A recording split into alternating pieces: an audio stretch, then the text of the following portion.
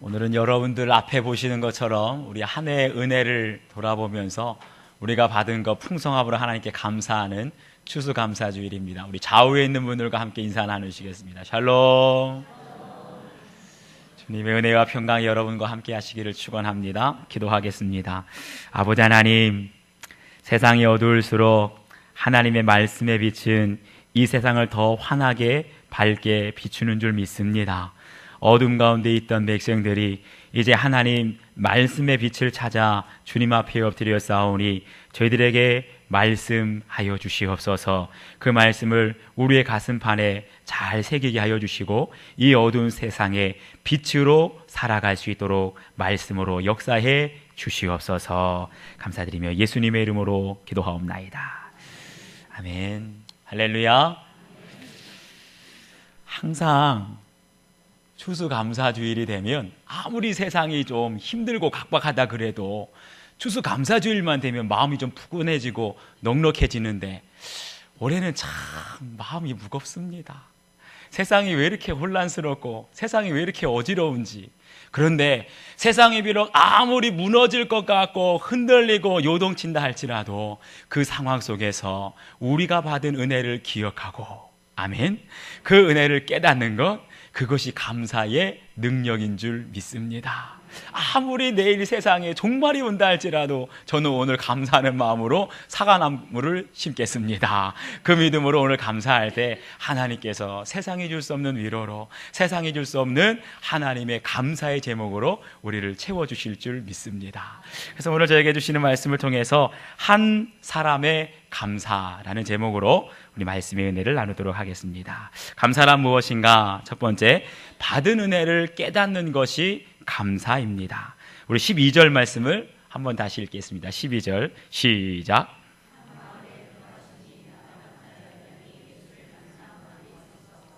아멘. 여기 11절 말씀과 12절 말씀을 연결해서 살펴보게 되면 예수님께서 지금 예루살렘 성을 향해서 가고 있는데 지금 어디를 지나가고 있냐 하면 사마리아와 갈릴리 사이를 지나가고 있다라고 했어요. 그런데 지리적으로 보게 되면 사마리아와 갈릴리 사이에는 두 개의 커다란 평야가 있습니다. 이스라엘 평야가 있고 벳산 평야가 있고, 평야라는 것은 한마디로 곡식을 자라게 하는 것이 아니겠습니까? 근데 이스라엘 백성들에게는 한 가지 원칙이 있어요. 평야 지역에는 마을을 세우지 않는다. 마을은 어디다 세우냐면 산 꼭대기나 산 비탈에 마을을 세웁니다. 그럼 지금 예수님께서 이스라엘 평야와 벳산 평야 사이를 건너가고 있는데 한 마을에 들어가셨다. 이 말은 뭐냐 하면 예수님께서 평야를 지나가고 있다가 일부러 뭔가 누군가를 만나기 위해서 저 산 꼭대기에 있는 마을을 찾아가셨다는 겁니다. 그런데 그 마을에서 누구를 만나려고 가셨나 보니까 10명의 나병 환자가 마치 예수님을 기다리고 있었다는 듯이 예수님을 보자 큰 소리로 외치는 거예요. 예수님, 우리를 불쌍히 여기소서. 사랑하는 여러분, 아무리 예수님께서는요 갈 길이 바쁘고 멀다 할지라도, 저 소외된 것, 외딴 것, 그것이 산 꼭대기 외진 곳이라 할지라도 예수님, 우리를 불쌍히 여기소서, 이 목소리를 외면하지 아니하시는 줄 믿으시기 바랍니다. 찾아가시는 거예요. 그들을 만나주시는 거예요. 그들의 소리를 들어주시는 줄 믿습니다. 그러면서 13절 말씀에 보니까 그 10명의 나병 환자가 예수님을 멀찌감치 보면서 큰 소리로 외쳤다라고 그랬어요. 여기서 큰 소리로 외쳤다는 건 뭐냐 하면 그들의 목소리가 저 멀리 떨어져 있는 예수님께 들리도록, 한마디로 목에 피가 터지도록 지금 외치고 있는 겁니다. 그런데 왜 나병 환자들이 예수님 곁에 가서 예수님께 도와달라고, 고쳐달라고 말하면 되지 왜 예수님께 가까이 나가지 못했을까? 그건 한 가지 전통이 있었기 때문에 그래요. 이스라엘 전통, 구약시대부터 보게 되면 나병 환자들은 일반 사람들과 함께 거주할 수가 없었습니다. 저 성 밖에 외딴 곳에 나병 환자들은 따로 격리되어 있었던 거예요. 그렇기 때문에 지금 예수님께서 그 마을에 들어오셨지만 예수님 주변에 수많은 일반 사람들이 있다 보니까 나병 환자들이 접근을 못하는 겁니다. 그러니까 멀찌감치 서서 애타는 모습으로 예수님께서 우리의 목소리를 목소리를 들어주셔야 될 텐데 예수님 우리를 불쌍히 여기소서 외치는 거예요. 제가 이 모습을 가만 마음으로 상상해 보니까 어렸을 때 떠오르는 시골에서 보았던 장면이 떠올랐습니다. 제가 어렸을 때 살던 시골 마을에는요, 이름도 몰라요, 정체도 몰라요, 가족도 없고 거처도 아무도 모르는 아저씨가 한 분 살았습니다. 그래서 동네에서 그분의 이름을 붙이기를 거시기 아저씨라 그랬어요. 이름을 모르니까, 정체를 모르니까. 그래도 동네 아이들이 어디 마을을 가다가 거시기 아저씨 나타났다 그러면은 애들이 다 골목골목 숨습니다. 그리고 지나가게 되면 어떤 애는 돌을 던지기도 하고 욕을 하기도 하고. 그런데 이 거시기 아저씨는 어떤 분이냐 하면 기다란 집게, 보셨는지 모르겠어요. 옛날에 시골에 그런 사람이 있었는데 기다란 집게에다가 등에는 망태기, 커다란 망태기를 들고 동네 다니면서 폐지를 줍기도 하고 옷을 줍기도 하고 고철을 줍기도 하고 뭐 넝마주의라고도 할 수 있는데 아무튼 정체를 몰라요. 아무도. 그 거시기 아저씨가 나타나서 애들이 막 욕하게 되면은요, 그 거시기 아저씨도 막 집게를 막 흔들면서 나타나면 어린 마음에 무서워서 막 도망갔던 생각이 납니다. 그런데 지금 그때를 생각해 보니까 아직도 그 사람의 얼굴이 기억이 안 나요. 왜 그런가 했더니 한여름에도 항상 머리에 모자를 쓰고 다닙니다. 삼복도에 땀이 뻘뻘 날 때도 절대로 손에서 장갑을 벗는 적이 없어요. 그러다 보니까 마을 어른들 중에는 저 사람이 아마 옛날엔 문둥병이라고 그랬습니다. 나병 환자가 아닐까 이렇게 의심했어요. 그래서 아이들 중에 말 안 듣고 우는 애가 있으면 꼭 어른들이 그럽니다. 너 자꾸만 울고 말 안 들으면 거시기 아저씨가 잡아간다 그러는 거예요.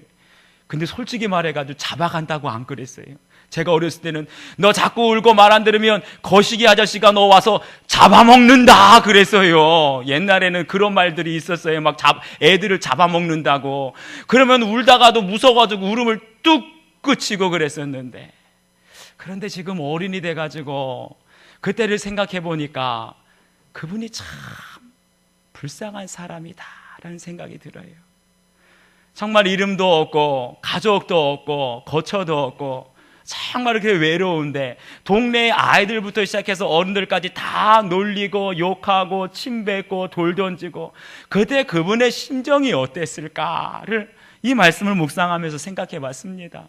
아마 이 당시에 예수님 당시에 10명의 나병 환자들은 더 말할 수 없는 멸시와 천대를 받았을 텐데, 그 생각을 하면서 이 10명의 나병 환자가 예수님 우리를 불쌍히 여기소서, 이 목소리를 들어보니까요, 그냥 목소리가 아니라 거기에는 피 맺힌 절규가 예수님께 들려진 줄 믿습니다.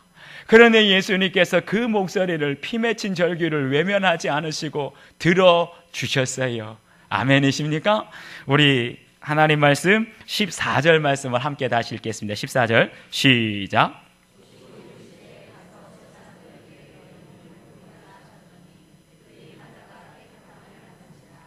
아멘. 여기 말씀 보면 예수님께서 그 10명의 나병 환자에게 너희들의 나병이 깨끗하게 나았다 이렇게 말씀하시면 훨씬 쉬울 텐데, 오늘 말씀 보니까 그렇게 안 하시고 제사장들에게 가서 너희 몸을 보이라 이렇게 말씀하십니다.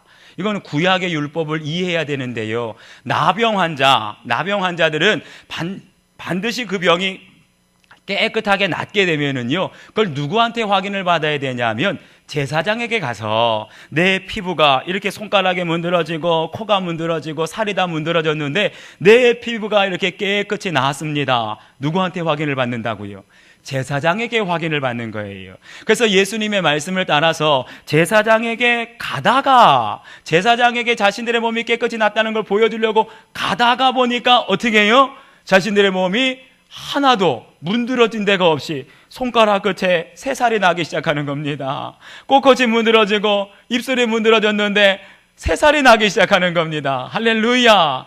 그런데 그것을 보고 깨달은 사람, 딱 한 사람은 하나님의 은혜입니다. 예수님이 나를 고쳐주셨습니다. 그 자리에서 큰 소리로 하나님께 영광을 돌리고 예수님께 돌아왔다 그랬어요. 그런데 나머지 9사람은 어떻게 했다고요? 오늘 말씀 보니까 똑같이 10명 다 깨끗이 고침을 받았는데 나머지 9사람은 분명히 손가락이 새살이 나고 자신의 코끝과 입술에 새살이 나는 것들을 깨달았음에도 불구하고 나은 것이 너무나 기뻐서 방금 전까지만 해도 피 맺힌 절규로 예수님 우리를 도와주세요, 예수님 우리를 긍휼히 여겨주세요, 예수님 우리를 고쳐주세요, 이 기도를 깨끗이 잊어버리고 제사장에게 가서는 확인받고 어디론가 온데간데 없이 사라졌어요. 사랑하는 여러분, 이 세상에서 우리 사람을 뭐라고 말합니까? 사람을 망각의 동물이라 그래요. 얼마나 빨리 은혜를 잊어버리는지. 방금 전까지만 해도 그렇게 간절하게 눈물을 쏟으면서 금식 기도하면서 하나님께 부르짖었는데 그 기도가 딱 응답받고 나면 언제 내가 그랬냐는 식으로 잊어버리는 것, 망각의 동물이 우리 인간이라는 거예요. 요즘에 이제 자녀들이 대학교 갈 때가 되었습니다. 이때가 되면 평소에 기도 안 하던 사람들도 주님 앞에 기도해요. 좋은 대학 가게 해달라고. 실력하고 상관없이 주님 좋은 대학 가게 하여 주시옵소서 간절하게 기도했는데 그 기도대로 하나님 응답해 주셔서 정말 대학교에 합격하게 되면 너무나 기쁘고 너무나 좋아서 어때요? 하나님께 기도했던 걸 잊어버립니다. 그리고 내가 학교에 입학하게 된 것은 어디까지나 내가 머리가 좋아서, 어디까지나 내가 공부 열심히 해서 들어온 것이지 자신이 금식하면서 기도했던 것들 깨끗이 잊어버리는 거예요. 제가 예전에 아는 분은요, 암이 걸렸어요. 병원에 가서 검사를 해보니까 위암 말기라는 거예요. 그래서 온 성도들이 한 달 동안 그분을 위해서 간절하게 기도하고 한 달 후에 수술을 했습니다.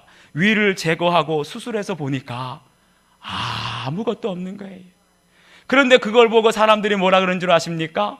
오진했다 그래요.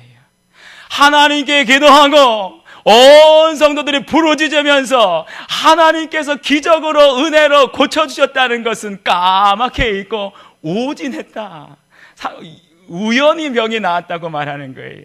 사랑하는 여러분, 어떤 사람이 우리 하나님께 진정으로 감사할 수 있습니까?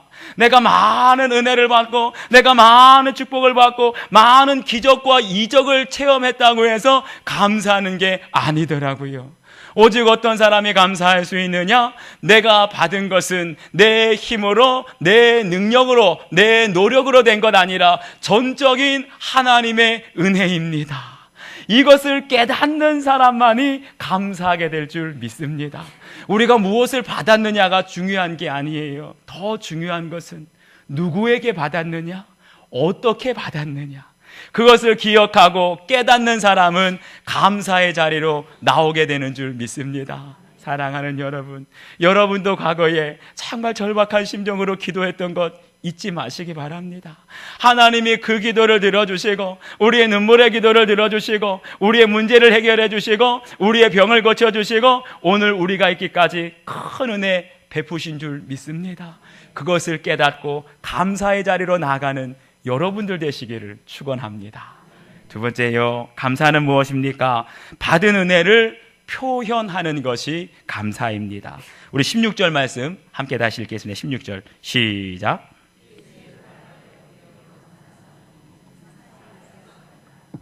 아멘. 이 말씀을 보니까 10명의 나병 환자가 분명 다 깨끗이 나음을 입었습니다. 한 사람의 예외도 없었어요. 그런데 보니까 그 중에 딱 한 사람, 누구요? 사마리아인 나병 환자만 우리 예수님께 나와서 감사했는데 그 감사하는 모습을 보니까 예수님의 발 아래 엎드렸다 그랬습니다. 이 엎드린다라는 것을 원어대로 살펴보니까 이마를 땅에 대었다, 이런 뜻이에요. 이마를 땅에 대면 어떻게 됩니까? 코가 깨집니다. 이마를 땅에 대고 코가 깨지도록 완전히 납작 엎드려서 감사하는 거예요. 보통 이스라엘 사람들에게 이마가 땅에 닿도록 내 코가 깨지도록 엎드린다는 것은요, 상대방에게 최고의 경배와 최고의 존경을 표시하는 거예요. 다시 말하면 이 사마리아인 나병 환자는 지금 뭘 하고 있는 겁니까? 자기의 가진 것으로 내 마음에서 우러나오는 온전한 감사를 온 몸으로 예수님에게 표현하고 있는 줄 믿습니다. 사랑하는 여러분, 감사는 뭐예요? 우리가 은혜 받았다는 것을 내 온 몸으로 마음에 있는 것을 표현하는 것, 이것이 감사입니다. 그런데요, 많은 사람들이 여기에 9명의 나병 환자처럼 은혜 받은 것 알면서도 불구하고 마음만 간직하고 사라져버리면 그건 감사가 아닌 거예요. 감사는 반드시 표시되어야 됩니다. 왜냐하면 내가 감사하다는 걸 표시할 때에야 비로소 이것은 우연이 된 것 아니고, 이것은 시간이 지나서 된 것 아니고, 이것은 사람의 힘으로 된 것 아니고 전적으로 하나님의 은혜입니다. 하나님의 축복입니다. 이걸 인정하는 것이 표시하는 거예요. 아멘이십니까? 사랑하는 여러분, 은혜를 받으셨다면 마음으로만 알고 지나가는 것 아니라 반드시 여러분의 온몸으로 표현할 수 있기를 축원합니다. 그런 사람에게 우리 주님께서 말씀하세요. 우리 17절 말씀을 한번 같이 읽겠습니다. 17절 시작.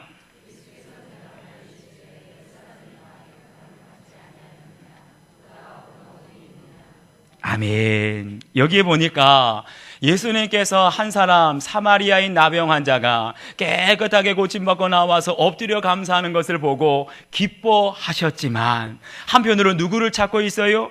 10명이 다 낫지 아니하였느냐? 그런데 그 9은 어디 있느냐? 예수님이 지금 누구를 찾고 있는 거예요? 9사람을 찾고 있는 겁니다. 9사람을 기다리고 있는 거예요. 내가 너희들의 피 맺힌 절규를 듣고 너희들의 그 고달픈 인생의 굴레에서 분명히 너희를 건져주었고 너희들에게 새로운 인생, 새로운 삶을 베풀어 주었건만 어찌하여 너희는 감사하지 못하고 세상으로 나아갔느냐? 예수님께서 가슴 아파하시는 거예요. 저는 이 말씀을 한 주간 동안 묵상하고 또 마음에 새기면서 참 어떻게 세상에 이렇게 배은망덕한 사람이 있을까? 저는 이 9사람이 아닌 거라고 확신을 했습니다. 저는 지난 한 주간 오늘 추수감사주일을 준비하면서 한 해 동안 하나님께 받은 은혜에 감사합니다. 우리 교회를 지켜주셔서 감사합니다. 어려운 중에도 건축이 잘 진행될 수 있도록 지켜주셔서 감사합니다. 우리 가족 자녀들 은혜 가운데 건강하게 지내게 해주셔서 감사합니다. 감사했어요. 그렇기 때문에 저는 한 명의 사마리아 사람 나병 환자인 줄 알았습니다.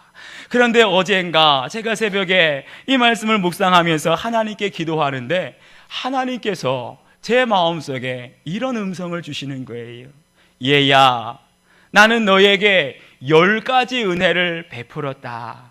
나는 너에게 10가지 축복을 베풀었는데 너는 어찌하여 그 중에 단 한 가지만 감사하고 있느냐?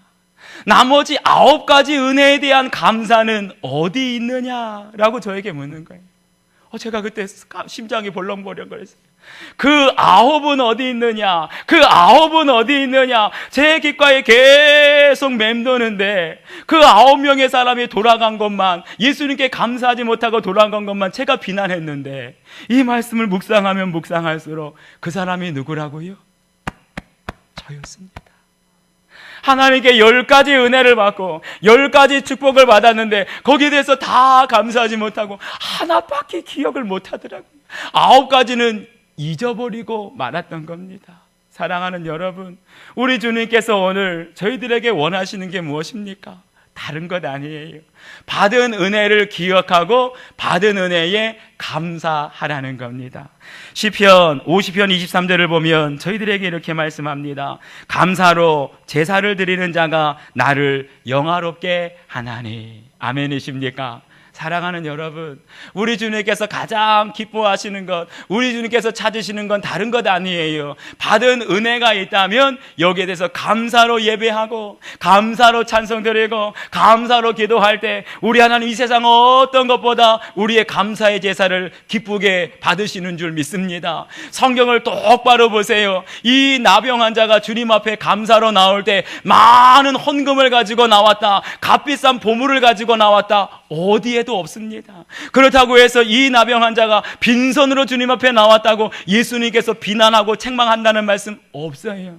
여러분, 감사를 표현한다고 아이고 오늘 목사님 또 헌금 얘기하시나 보다, 그런 거 아니에요. 돈은 사람이나 좋아하지 하나님은 좋아하지 않습니다. 하나님께서 이 시간 우리에게 원하시는 건 마음이 담겨져 있는 표현인 거예요. 이 나병 환자 가진 건 아무것도 없습니다. 매일매일 구걸해서 살고 먹고 살기 때문에 가진 돈이 없어요. 그냥 누더기 같은 옷 한 벌밖에 없습니다. 그럼에도 불구하고 우리 주님께서 나의 병을 고쳐주시고 내 인생을 새롭게 하시고 나에게 새로운 삶을 허락해 주셨다는 것, 가만히 있을 수가 없는 거예요. 주님 앞에 엎드렸습니다. 코가 깨지도록 이마가 땅에 닿도록 엎드렸습니다. 그걸 보시고 예수님 말씀하시는 거예요. 충분하다. 그만하면 됐다. 우리의 마음에 담겨져 있는 진정한 감사를, 진정한 감사의 제사를 우리 하나님께서는 기쁘게 받으시는 줄 믿습니다. 사랑하는 여러분, 우리가 지난 한 해를 생각해 볼 때 우리 주님께 어떠한 은혜를 받았습니까? 행여라도 여러분들 중에도 제가 정말 주님 앞에 이 말씀을 준비하면서 회개했던 것처럼 10가지 은혜, 더 풍성한 은혜를 받았는데 행여라도 잊고 살지는 않았습니까? 그 9가지 감사는 어디에 있느냐? 사랑하는 여러분, 오늘 주께 받은 은혜를 기억하면서 그것을 우리의 마음을 담아서 주님 앞에 감사로 표현할 수 있는 여러분들 되시기를 축원합니다. 그럴 때 하나님께서는 이전보다 나중에 더 큰 은혜와 축복으로 우리에게 갚아 주실 줄 믿습니다. 기도하겠습니다. 아버지 하나님, 고맙고 감사합니다. 오늘도 저에게 주신 말씀을 따라 정말 이 세상을 살아가면서 험한 세상 살아가고 있습니다. 악한 세상 살아가고 있습니다. 모든 것들이 흔들리는 세상 살아가고 있습니다. 그럼에도 불구하고 돌아보니 하나님의 은혜가 너무나 많았습니다.